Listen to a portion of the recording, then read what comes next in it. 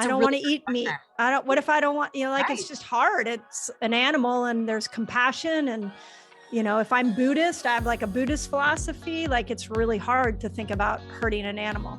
It is. And I think that the only thing that I can say is at some point, the conversation then becomes, are you willing to give up your health for theirs? Yes. Dr. Mindy in the house. All right. I appreciate that. The carnivore diet. Because of what we eat. Honestly, you've really touched my heart. So here's the $1 million question that I want to start with. Why do we need protein? I feel like we're hearing so much right now about why protein is so important. Like it's making a comeback for some reason. It never went away. I mean, let's be frank. Protein really never went away, but it's this black sheep of the macronutrient family. Yes. Right. Well said. So right. Why is it a black sheep and why do we need it? Well, it's really interesting. Let's first start about why it's the black sheep.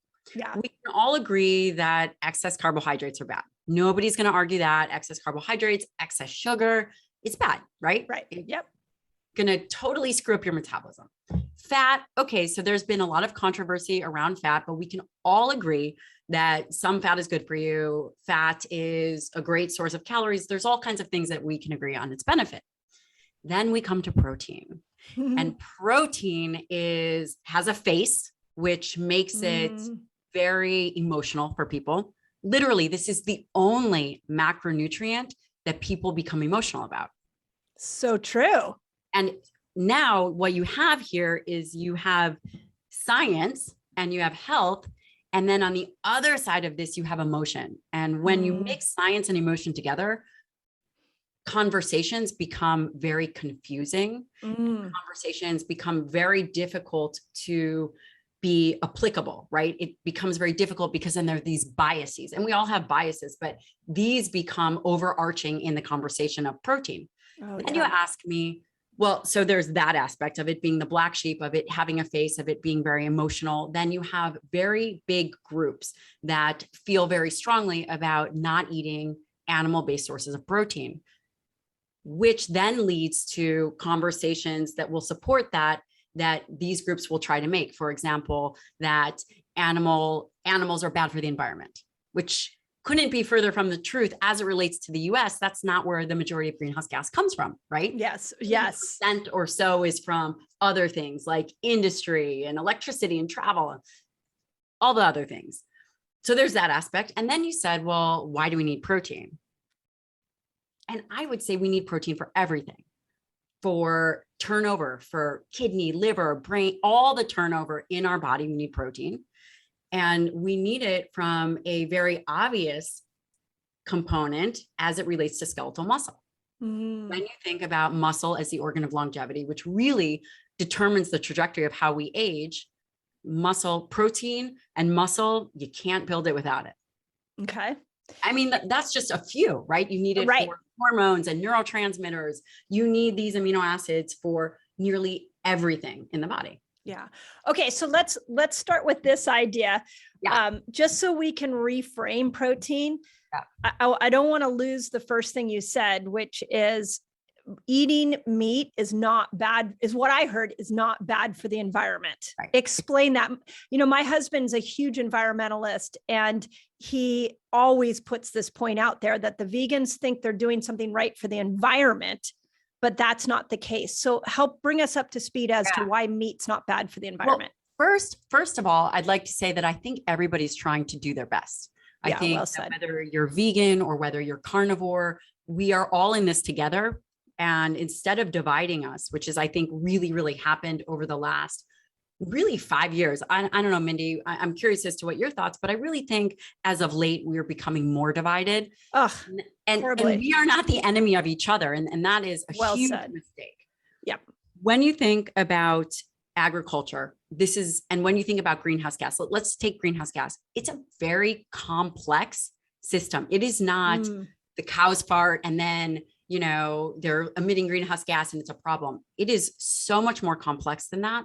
And it is an entire life cycle. And when you look at the EPA data, there's some data, I was just looking at the charts from 2017, And it broke down what the contribution of greenhouse gas is as it relates to different, quote, products.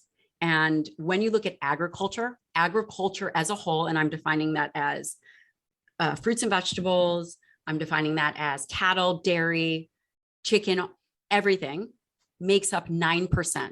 The most that it's ever going to contribute to greenhouse gases is 9% maximum. When you break that down, 3.5% of that would be coming from meat. So let's say you were to do a meatless Monday, then you still have to get your protein from some sources, and those sources would be, vegetables, grains, however else you can make that up. So the biggest impact that you would ever have from doing a meatless Monday, that would be interesting. Monday would be maybe 0.1%, nothing. Not much. It would, right. But the reason that they target meat and these groups target meat is because they believe morally that we shouldn't be eating animal products. So whatever needs to happen to push a narrative, and these narratives actually take us further away from health rather than bringing us together and helping us understand what is in actuality happening. It is much more of a problem if you live in Minnesota and you're eating avocados. What? Okay, explain. It's transportation. You are now transporting food from Mexico, or you're transporting food from a valley in California to Minnesota or Alaska. Yeah. For the environment, it's harder on the environment because transportation contributes. So if agriculture as a whole contributes 9%, electricity, transportation, and industry make up the rest. Yeah. It's just the facts. Yeah. And really when you think about it, our meat consumption has already gone down. We're already down. The red meat consumption, I think, is down between 15 and 17% over the last decade. How come? I don't know. I mean, maybe it's partially the narrative. Yeah, so could be. Continue to decrease our meat consumption. Obesity rates have increased. As it relates to greenhouse gas in the environment, it's really more of a population issue. Yep. Yeah. Amen. Yeah. So and well also, said. What about this? What about all the food we're wasting? Yep. That has to go somewhere. Yep. But we blame meat for everything. And it's actually just a scapegoat of a much bigger issue and a much bigger problem, which is having kind of a dysregulation in communication, in addition to agenda, for example, something like the Game Changers, agenda and media pushing things forward that are actually not evidence-based, not scientific. And, someone would ask me, well, why do you care so much about this? I'm going to tell you why. I was lucky enough to train under one of the world leading experts in protein metabolism, who 20 years later is still my mentor.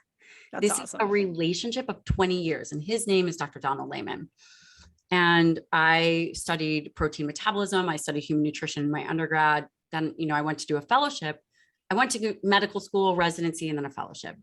And my fellowship was in nutritional sciences and geriatrics. So I did clinical work in geriatrics, and then I did clinical research in obesity. I was absolutely not prepared to be a geriatrician. I don't know if you've ever worked with the end of life. No. I mean, well, I have been with patients. I've been in 4 situations where I was with patients as they passed. That's the closest I've been. How many patients was that? You said 4. Yeah. Can you imagine doing that and seeing those kind of patients, 30 patients a day? Oh, yeah. No. Or so. No. Could you imagine what that would be like? That would be soul-sucking. Devastating. Yeah. Devastating. So you're going to work, and for your entire day, you're going to get up and do research in the mornings. You can get up at 4 a.m. You're going to go do biopsies, muscle biopsies. Then you're going to go and round on the patients that are all end of life, injured, typically demented or something. You're talking 30, you might see 30 patients in a day for 2 years. Wow. Okay. So this brings me back to, why is this concept so important to me? And this is actually where the concept of muscle centric medicine was born. It was that, after the first couple months of being at the bedside of these patients that perhaps will never walk again, and seeing how crippled, and working in nursing homes, I rounded on nursing homes every weekend. I mean, it was, wow. so devastating to see the way in which end of life happens. And you have to understand that it's directly related to their capacity to hold on muscle. Right. Right. So muscle is actually the organ of longevity. I love This that. is true. It is a secretory organ. And where protein plays a role in that is that, it's so fascinating. Right now, we have the internet and we have groups and there's lots of conversations. So there's a lot of debate that happens in the middle, in your 30s, 40s, 50s, even your 60s, where everyone's debating. But on the extreme end, there is no debate what is going to help support a body. And, in the middle, when we're all healthy and young and we can all fight about, you should be vegan. No, you should be carnivore. And there's this incredible conversation. But I am telling you, as that trajectory happens, no one is arguing. When you are sitting at the bedside of a person who is never going to walk again, cannot remember their daughter's name, you don't have that conversation anymore. Interesting.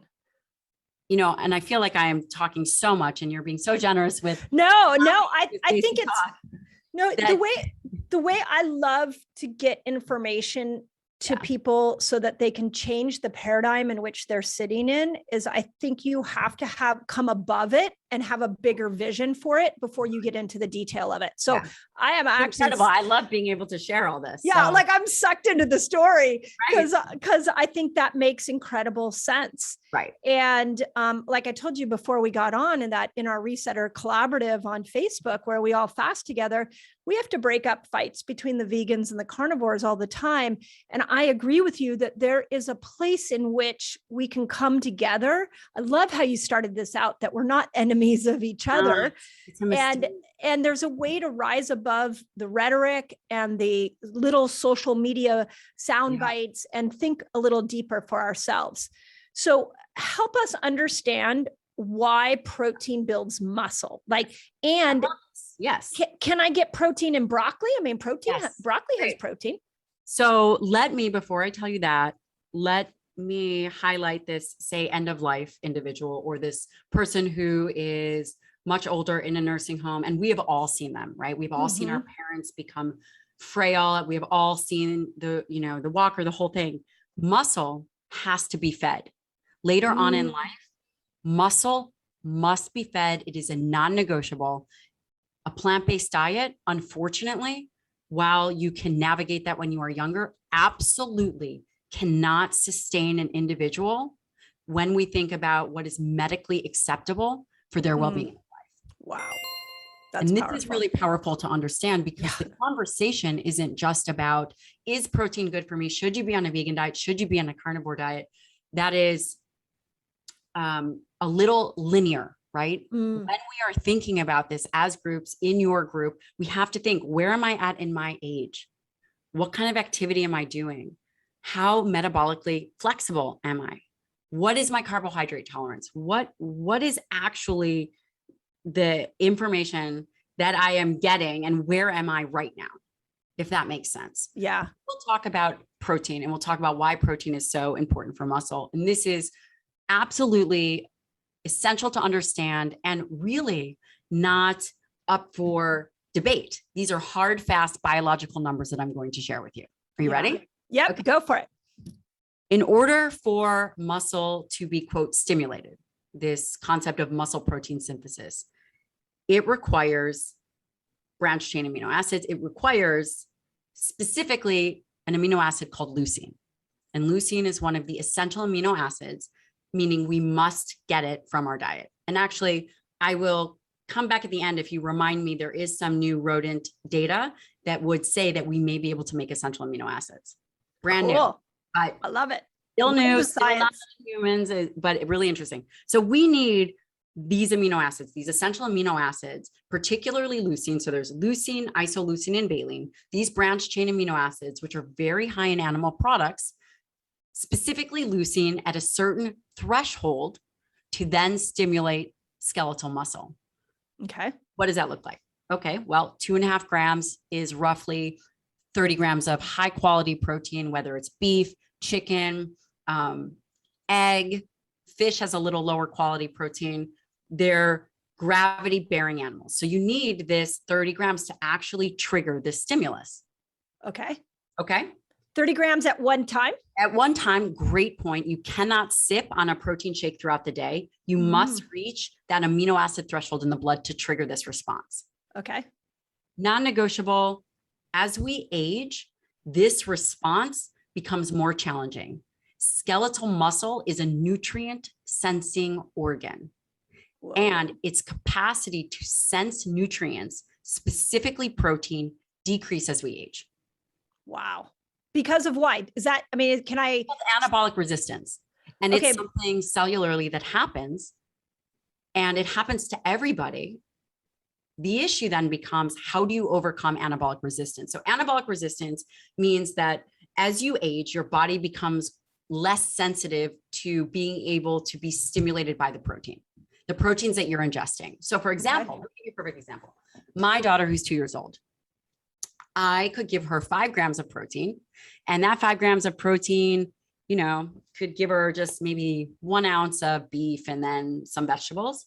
She will get a max anabolic response to her muscle. Okay. Because she's young and she's driven by hormones. Yeah. Very cute.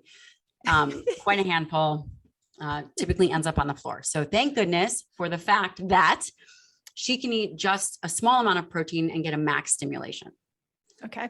Whereas you or I, if we eat 30 grams of protein, and this is animal-based protein, because of that leucine content, for example, if you wanted to get that in quinoa, you would need about 4 to 6 cups of quinoa. Wow. To reach that threshold. Wow. It becomes metabolically unfavorable as it relates to caloric consumption and carbohydrates. Got it. Okay. Same thing with like broccoli. I mean, broccoli has protein. Right. So broccoli, the amount of broccoli you would have to eat to reach that threshold of 2.5 grams of a minimum at one time to trigger skeletal muscle would be, I mean, that would be so difficult. Your stomach would hurt. I mean, you're talking about a ton of broccoli. Right. Now you bring up an interesting point. And this is when we think about protein and we think about the amino acids, does broccoli have protein amino acids? Absolutely. Does, say, beef have protein amino acids? Absolutely. These amino acids exist in different amounts. It's so critical to understand that it's the amount that makes the metabolism. They're all there, but they exist in different amounts. And the amount of protein is at one sitting. At one sitting. It must be at one sitting because think about it. If you are sub-threshold of that loose, so basically it's like a car. You've got to be able to turn the car on, turn it fully all on. the other amino acids to then lay down skeletal muscle. Love it. Yeah. Good analogy. If you were to drink a protein shake over a period of time, you would never reach that level in the blood needed to trigger skeletal muscle. When you're young, you can do it. When you're young and you know, when I say young, really, if you're growing, because when you are young, you are driven by hormones, growth hormones, things of this nature. As you age and you've stopped growing higher, you grow wider. Yes. Yeah. Yeah. So it's really interesting because there's this big argument, are animal proteins and plant proteins equal? Well, they're equal as it relates to, do they all have amino acids? Yes. But do they have the correct amino acids in the correct amounts? Well, that would take some navigating. Typically, and this makes logical sense, when you think about skeletal muscle, right? Skeletal muscle needs it like feeds like. For example, beef is made of skeletal, right? So the skeletal muscle of beef feeds skeletal muscle of human. Yeah. The amino acid profiles are nearly the same. And in essence, it makes the correct amount of proteins needed for that. Plants make the correct amount of proteins for plants. Right. And we are not plants. No, no, we are not. No. Right. So I was trying to make a really bad mom joke, but that didn't happen. It's all good. Okay. So what I'm hearing, and I just want to bring it down to as simple of a concept as possible, is that if I'm a vegetarian or a vegan and I'm in my 20s, that might not be as detrimental to my health as if I'm 50 or 60. Absolutely correct. Absolutely correct. And the other way to stimulate skeletal muscle is through exercise. You can make up for a lower protein amount if you're a vegan or vegetarian, then by training, you can protect that skeletal muscle. But you're absolutely right. I was vegetarian. I was too in my 20s. Yeah. So I was vegetarian. I was actually macrobiotic at a point. Wow. I was really all in. Impressive. I was quite impressed. But you can navigate that. And and we can talk about dietary strategies. I don't want to, really put off vegans or vegetarians, because the reality is, can you get everything you need? Yes, you can. You have to supplement wisely, whether it's with branched chain amino acids, B12, iron. There's all kinds of things that you could supplement with, right, to make that lifestyle work. It just takes a lot of thought. Right. And that was going to be my next question. Part of why I decided to go vegetarian, I was vegetarian in my 20s, pretty much my whole 20s, was because of John Robbins' book, Diet for a New America. And I read that and I was like, okay, I'm going to do my environmental thing. It's better for me to not eat meat. For 10 years, I was 30 pounds heavier than I am now. I got chronic fatigue syndrome. But I didn't do good vegetarian. Right. So, how do we rectify the humanity part of this? In terms of the emotional part of eating, I don't want to eat meat. What if I don't want, it's just hard. It's an animal and there's compassion. And, if I'm Buddhist, I have like a Buddhist philosophy, like it's really hard to think about hurting an animal. It is. And I think that the only thing that I can say is at some point, the conversation then becomes, are you willing to give up your health for theirs? Yeah.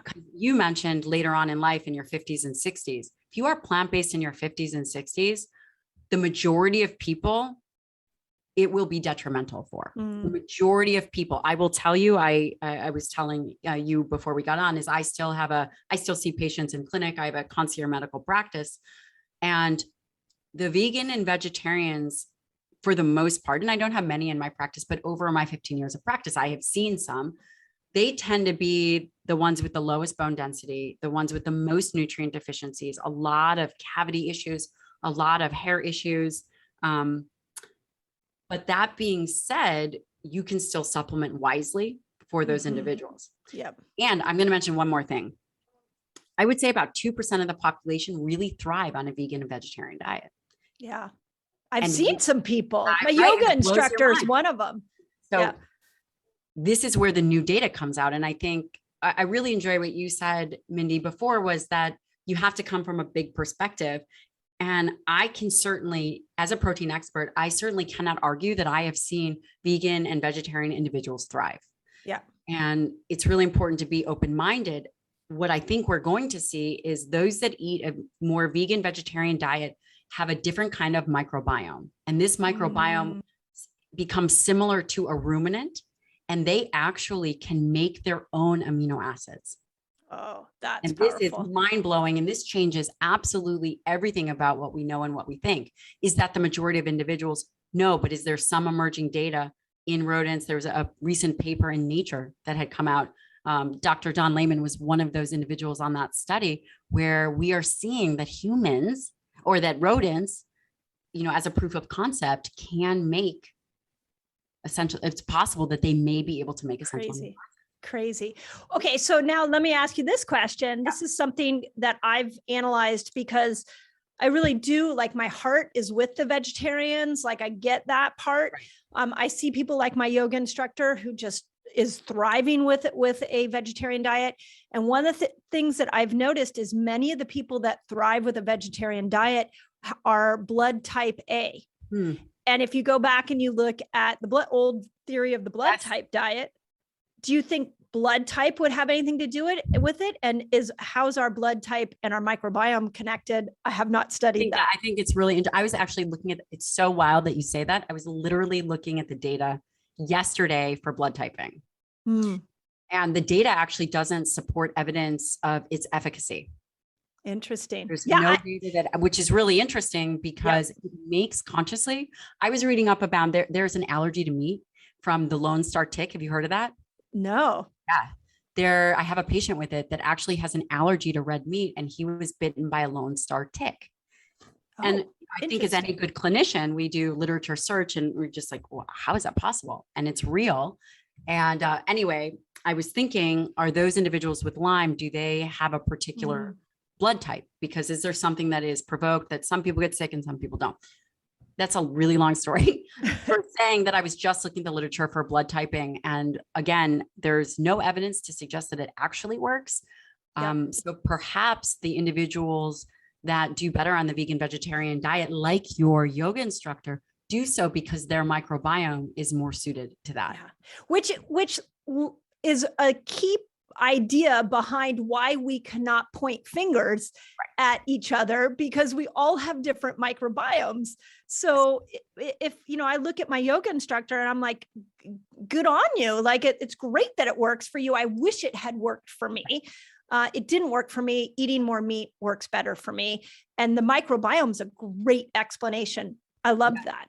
And we can't argue that we know that 2.5 grams of leucine stimulates skeletal muscle. Yeah, we know we know that there are certain high quality proteins that are required in a certain amount to stimulate skeletal muscle. Yeah. There is no argument about that. And it's very interesting when you see the groups, the carnivores, and it doesn't mean that a fully carnivore diet is the right diet. There's something to be said for phytonutrients. There's something to be said for fiber. There's a lot of support for fiber. I think it goes back to what you're ultimately saying, Mindy, is that we do have bio-individual natures. Yep.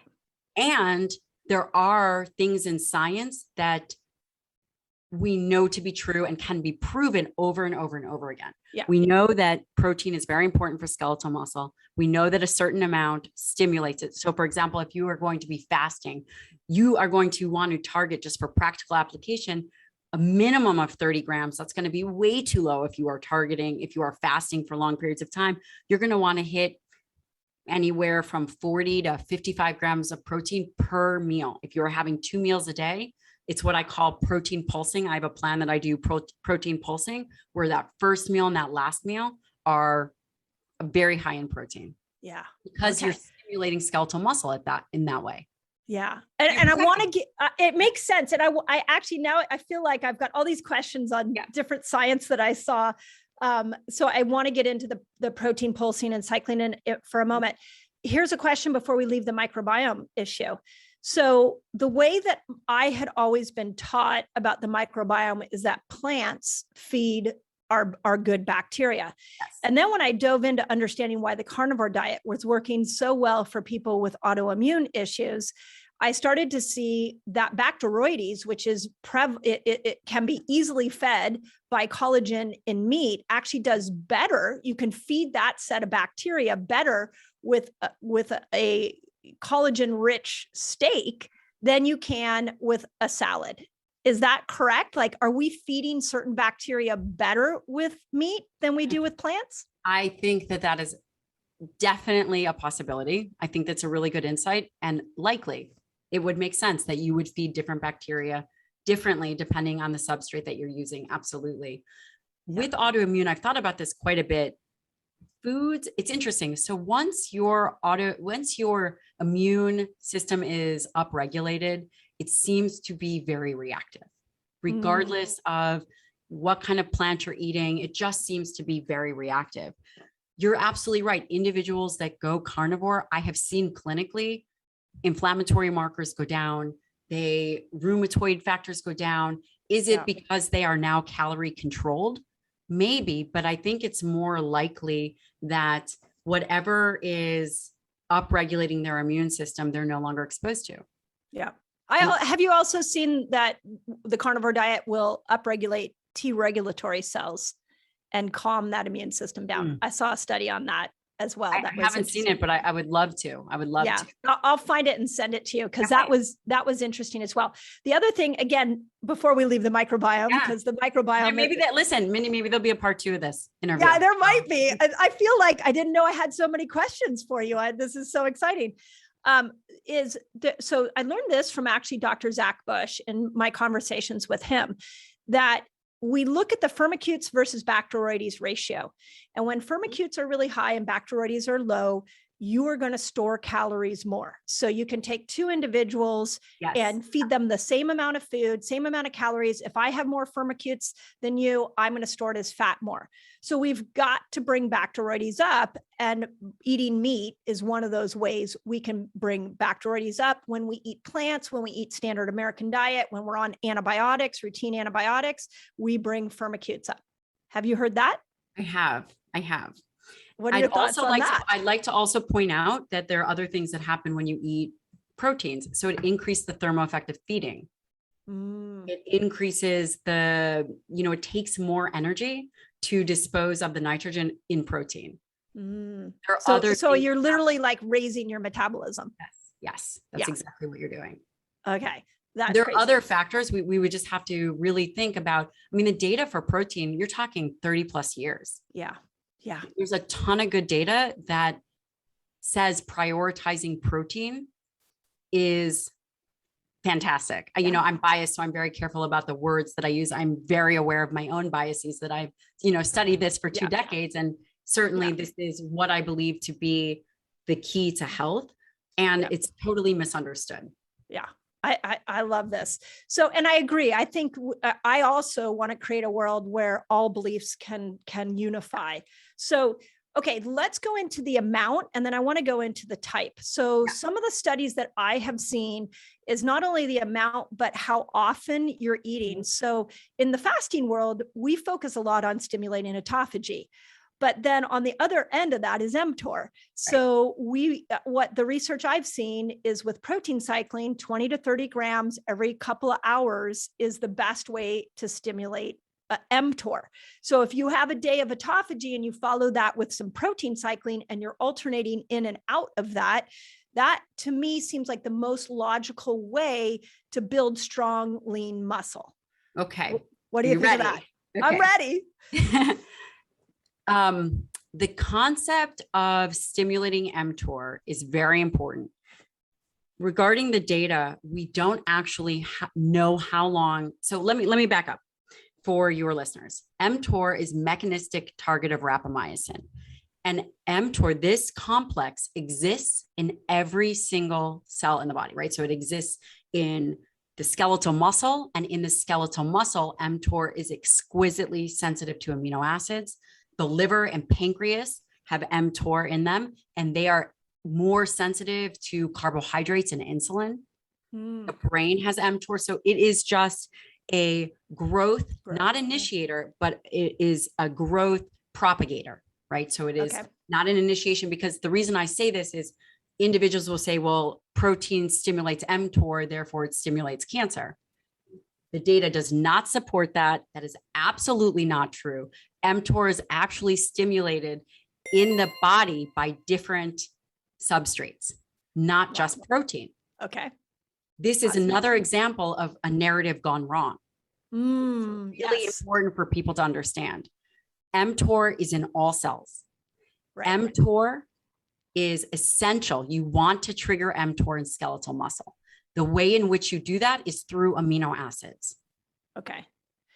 20 grams of amino acids is sub-threshold. That will not stimulate mTOR depending on your age. Okay. You must increase that. The older you get, in order to stimulate mTOR, you must hit a minimum of 30 grams. At one sitting. At one sitting. And how many times throughout the day? Great question. We know that it takes, and this is more of extrapolated data, between 4 and 5 hours for the system to reset. So for example, if you were to do small pulsed meals of mTOR, I would not recommend that. Okay. You do not want to overstimulate mTOR, not because of mTOR in skeletal muscle, but because of mTOR in liver, pancreas, in other parts of the body. You don't want to continuously stimulate it. Okay. It's a growth propagator. Right. When you think about how many times you want to stimulate mTOR throughout the day, one must think about what is their goal. Is their goal, number one, weight loss? Is their goal body composition? And essentially by body composition, I mean increasing skeletal muscle. And to your point, is it autophagy? Right. So and I would argue that it would be very difficult to be in a state of autophagy, and, I'm just guessing here, and in a state of building muscle, those things would, they don't make sense to go together. No, they don't. Now, again, the other way to stimulate mTOR is high carbohydrates, smaller meals throughout the day. Not a good plan, right? You don't want to overstimulate this complex.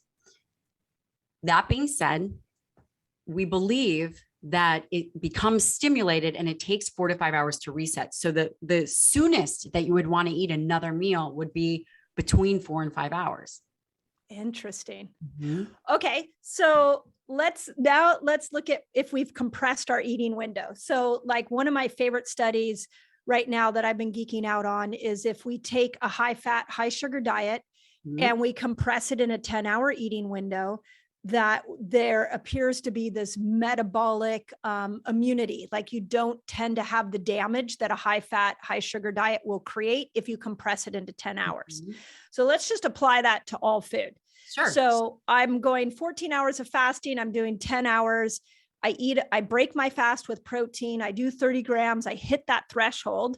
Great. Now what I'm hearing you say is just don't eat for another 4 to 5 hours. And you can meet that. So within that compressed window, you could easily feed, if you needed to, you could feed 3 times. Yeah, because you're in 10 hours. Yeah. The 10 hours you could, it doesn't, this is, you're going 14 hours without eating. Right. So therefore you're not stimulating, more than 50% of the day, you're not stimulating mTOR. Right. Right. You could easily do, I definitely don't recommend one meal a day. And that of course depends on your age. If you're young, I don't care. You can do whatever you want, right? Right. Congratulations. That's growth hormone through the roof. Good for you. Nobody cares. And we don't care if your testosterone is 1500. Okay. Yeah. But for the rest of us who are not in our 20s, then we have to be very strategic at how we're managing our foods. Can you do one meal a day? Yes. Do you want to do one meal a day every day? If you do that and you're up against anabolic resistance, then over the course of your life, you will lose skeletal muscle. When you are young, it doesn't matter. You can build it back. As you go through perimenopause, as you go through andropause, I want to include the men here. Yeah, well said. Muscle becomes very difficult to maintain. And this is the moment you've got to be very strategic. I think fasting is a great way to control calories. I think it's a great way to entrain your circadian rhythm. We know that food does stimulate the circadian rhythm. I haven't seen the particular study that you are talking about, but I have looked at multiple studies as it relates to compressing feeding windows. And one of the things that it allows for is it certainly allows for calorie control. Right. And that is essential. Also, clinically, it allows for bowel rest. I have seen individuals that have chronic GI issues go through periods of fasting and a lot of, of course you have to take care of the underlying pathology, but it certainly does alleviate the bowel. It gives your stomach, gives your digestive tract a rest. Yeah. Yeah. And what I really advocate for is fasting variation with all these things, because anything done the same way over and over again is never going to be good. So I'm a 52-year-old woman. How much protein do I need in a day? I really resonate as I move through menopause. I could build muscle like nobody's business in my, 30s and 20s. And once I hit 40s, oh my gosh, it started to break down. So how much protein would I need? Well, what is your target weight? I haven't weighed myself in years, but I'm somewhere between 125, 130 is about where I typically. And do you like to be that weight? Yeah. Yeah. Okay, cool. Yeah. For you, I would say at the high end, you could easily hit 130 grams. And do you need that much? You don't need that much per day. I would say that if you are looking to lose body fat, I prioritize protein. Protein forward is really the way to go. Okay. Again, because of your age, I'm assuming you're not menstruating. Maybe you are, but I'm assuming that. Yeah, I'm in that gray area. Okay. You never know. It depends what day it is. Okay. What month it is, but it's been several months now. Okay. So you're kind of in that perimenopausal time frame. Yes. This is the time where sarcopenia really goes up. This is the time where skeletal muscle and anabolic resistance really happens. Testosterone levels change, Estrogen actually does play a part in skeletal muscle. This changes thyroid. All of these things change, which actually make it harder to maintain and build muscle. So for you, because of your specific needs, I would say put you at the higher end. I would say if you wanted to, 130 grams of protein would be absolutely suitable. People would say, wow, that's really high. Now, the next question I would ask you is, how many times are you eating? I eat pretty much like twice a day. I'll break my fast at noon, 2:00. And then once I open up my eating window, I'll eat twice a day. And when I eat, like, I'm not trying to count calories or anything. Well, I think that we should try this. I think we should really increase your protein. And I would say if you're doing 2 meals a day, maybe we shoot for 55, 60 grams per meal. I doubt you'll be able to eat that much. I would be happy if you hit 55 grams because now you've maxed out muscle protein synthesis. Yeah. This would be a strategy to max out that system. I eat a lot of protein's kind of my go-to. In fact, my kids, they joke, they're like, are we having steak again tonight? Right. We have big steaks. I mean, and I want to talk about organ meats and things like that as well. So I'm a huge protein fan, and I'm a recovering vegetarian. So I just want to point that out. Well, me too. Me too. Yeah. So, okay. So if I eat in relation to my glucose levels. So let's talk about that, because when I first started using a CGM, when I ate protein, my blood sugar would spike. Right. Recently, this year in January, I wore one for the whole month. Every time I had a big steak, I don't know how many grams it was, but I'm going to say 40 grams. My glucose went down. Yeah. Why? Okay. This is a great question, Mindy. I've been dying to have somebody answer it for me. So this is awesome. If protein actually does cause an insulin spike, but it is a phase 1 insulin release, meaning what is already in the pancreas is released. It is a phase. There is typically with carbohydrates, there's a 2-phase response, the release of insulin and then the generation of more insulin to bring down blood sugar. Okay. When you eat protein does cause an initial insulin release. And the thought is this helps stimulate muscle, right? Okay. So mTOR, insulin is one of the things that stimulates muscle. So you will see a spike in insulin. Okay. As it relates to glucose, for every 100 grams of protein that you eat, 60 grams through gluconeogenesis of carbohydrates is created. Okay. For every 100 grams, you'll get roughly 60 grams of carbohydrates of protein.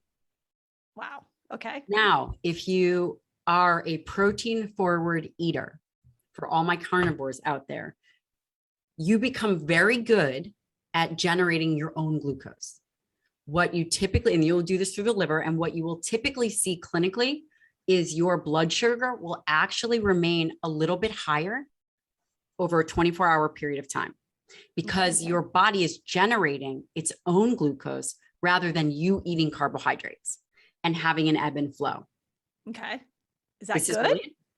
Yes, it's good because you are doing what the body is designed to do. Okay. It is maintaining blood glucose. And we're not talking about high levels of blood glucose, but insulin levels will be low. So the HOMA-IR will be low. Okay. Insulin resistance will be low.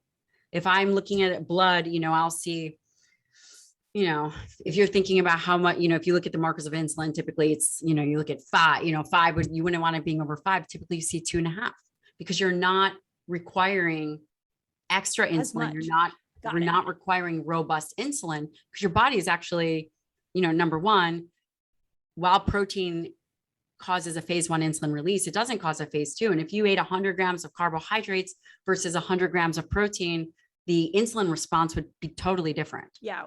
And the blood sugar response would be totally different. Yeah. Now, the fact that you eat a steak and you get a little hypoglycemic, postprandial hypoglycemia, I think that's interesting. Do I know why? I'm not totally sure unless your nutrition at that meal is unbalanced where your blood glucose is dipping, or you're spiking your glucose too high and then you're getting a secondary drop. Yeah. But I don't feel hypoglycemic. And the NutriSense people said, oh, that can be just was their responses, is efficiency of being able to break down those macronutrients. So I didn't think of it as a bad thing. I just more thought of it as, oh, that's interesting. I've never seen that for myself before. So yeah, I'll do it again. Now I'll let you know. So this idea behind, if I eat meat, my cholesterol's going up. Totally not real. Okay. And I did a post on that on my Instagram. Your body, dietary cholesterol doesn't impact, for the most part, blood level cholesterol. That has been disproven for years and years. In fact, they took it out of the guidelines. They took it out of the dietary guidelines. It doesn't even exist in there anymore, but it's an old narrative. The body will make its own cholesterol. Okay. You have a natural set point. When you see triglycerides go up, it's perhaps excess carbohydrates. So that will definitely make an impact. And if you are a hyper responder, I was just talking to, we have a cardiologist in my practice, Dr. Michael Twyman, who everyone should follow. You should bring him on. He's amazing. Okay. And when you have excess LDL, is it possible that it's familial? And then those individuals should not really be on a very high fat diet. There's a lot of controversy about LDL and particles. But when you speak to a cardiologist who is in practice, you have to risk stratify. He says, if you look at their lipid profile and that they're a hyper responder and they have a calcium score, that is elevated, this is someone who should be very careful about their LDL. So it does matter. Despite the narrative that we're hearing, it doesn't. It does. And these are guys in practice for a very long time. Yeah. This is why there's no one size fits all diet plan. You're absolutely right. And I caution people, because for the average person with no cardiovascular history and no issues with their LDL, they could probably eat could they eat excess calories? No, but they could certainly eat a high fat diet and be okay. But if you are an individual who happens to be a hyper responder, you probably shouldn't. Right. So interesting. Okay. So if I want to eat a steak every night, I'm going to be okay. Okay. Yeah. Yes. And there's no problem. There's never been evidence to suggest that eating red meat is a problem. And the evidence doesn't support it. Mind blowing for some of the people listening to this. Let me point them to the IR committee. And this is a committee that determined a long time ago that beef was a carcinogen. Red meat was a carcinogen. The IR committee. And then what they didn't disclose was, when they made these claims and they made these recommendations, is that they looked at the data sets and they threw out all the high quality randomized control trials. They said, oh, these trials are too small, I'm going to throw them out. But anyone in research knows that randomized control trials, that's the pinnacle of evidence. Yep.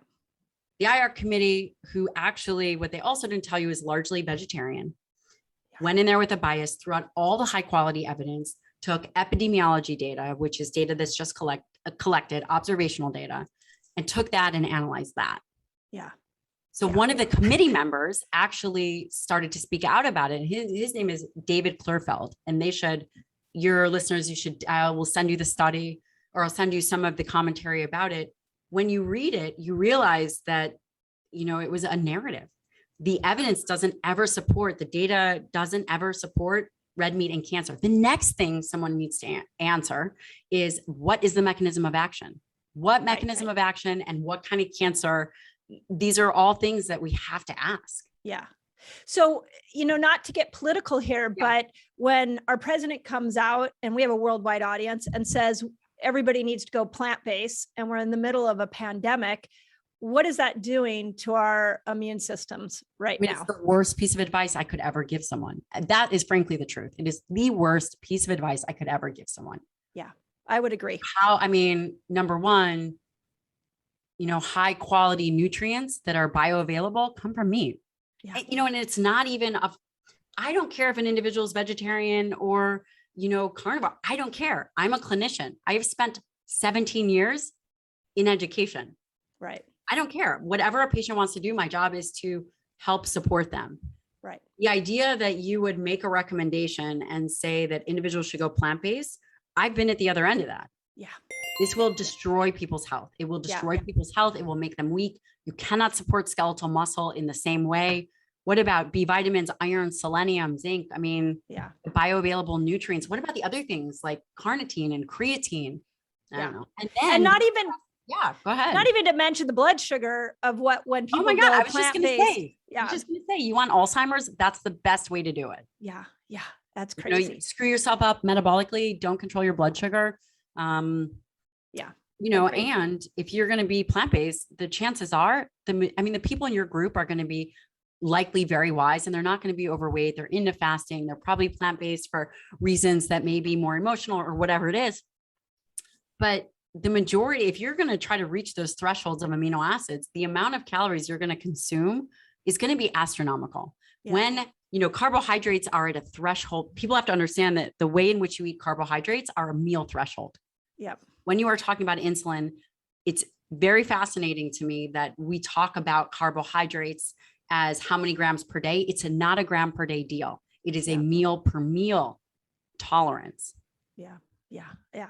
I agree. So, okay. And I could chat with you about protein all day long. So, but I have one other major question, which is, is all animal protein equal? I'll tell you what, here we're on a Friday, tomorrow night, I actually am going to be grilling chicken hearts we bought at the farmer's market. I'm trying to experiment a little bit more with some of the organ meats. So when I eat chicken, do I get a different nutrient amino acid profile than beef? And what happens when I eat heart or have liver pate? How does that all play out? Well, I'll be over at your house for dinner, and I'm with your family. Do you have a recipe for me? I am hands down the worst cook ever.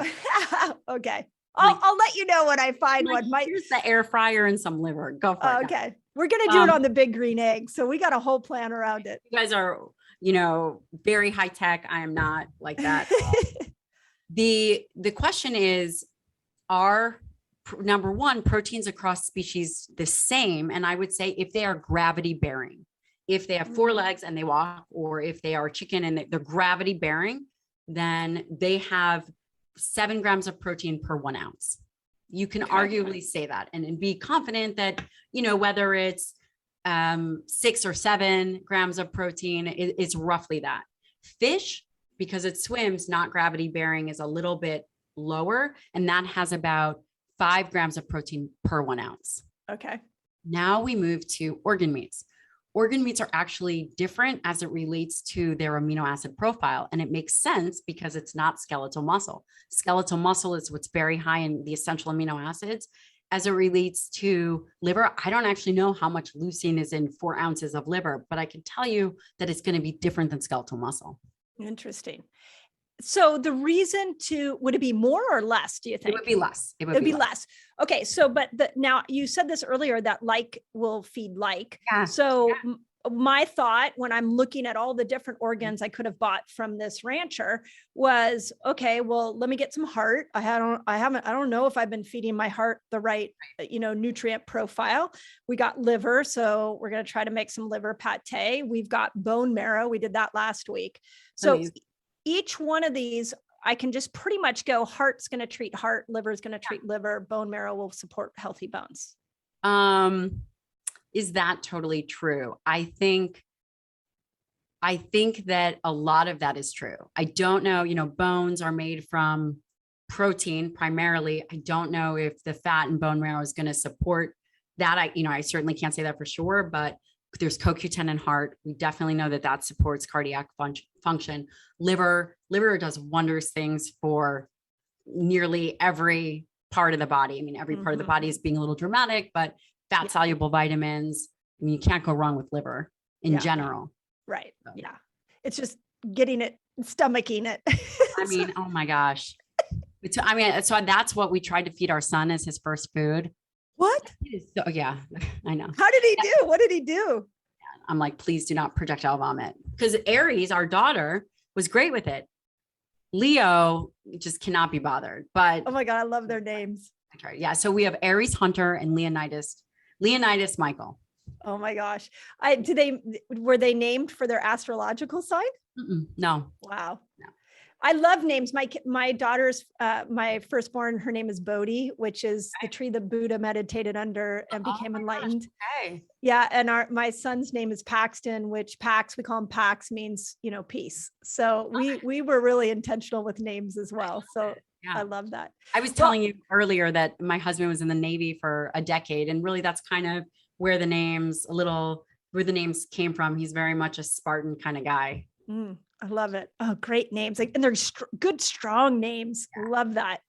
So, okay. Well, this was fascinating. I could chat with you and I definitely want to bring you back on. I'm very curious just in what we've talked about, what kind of questions my audience has. So you guys, leave us a review with your questions, email us so that I'm happy to come back on to talk to your Facebook group. If that's what you do, if you do lives, I'm happy to come answer questions. It's really important, because it's so controversial that this information gets lost. And unfortunately, there's a lot more opinion in this kind of science than there is in other kinds of science. Yeah. With that being said, I just want to tell people that as we age, these concepts become non-negotiable. Yeah. And that's why it's so important to understand from just a fundamental level. And I'm happy to be a resource. I'm happy to, come together and answer any questions because it's that important to understand. Yeah. So, okay, I have 5 rapid fire questions. Okay. Some of them don't have to do with protein. So let's start off with this one. We're putting together a book list. We love books of all of our guests. We want to put your favorite reads. So what book do you feel like everybody should read? And it can be fiction or nonfiction. So Relentless is one by Tim Grover. Okay, beautiful. Relentless. You really have to understand how you operate and where you want to be operating. Okay. Number 1.